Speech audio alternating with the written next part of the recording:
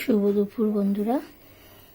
তো আমি আজকে কী বানিয়েছি দেখো, কি পদ বানিয়েছি। তো এরকমভাবে সাজিয়ে আমি কখনো দেখাইনি, আমি সবসময় রান্না করেই দেখাই। তো দেখো, শিম ভাজাটাও আমি আগে ভিডিওতে দেখিয়েছি।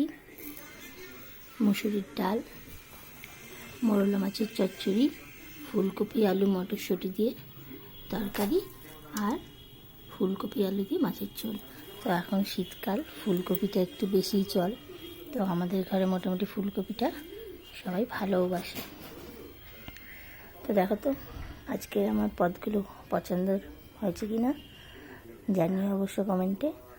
আর আমি প্রত্যেকটা রেসিপি আমি রান্না করে আগে ভিডিওতে দেখানো আছে। যা যা আমি আজকে রান্না করেছি সবই আগের ভিডিওতে দেখানো আছে। তবুও যদি তোমরা মনে করো যে আবার রান্নাগুলো দেখবে, আমাকে কমেন্টে জানিও, আমি অবশ্যই আবার রান্না করে দেখাবো। তো সবাইকে শুভ দুপুর, অবশ্যই জানিও আজকে আমার পদগুলো কেমন হয়েছে। তো টাটা।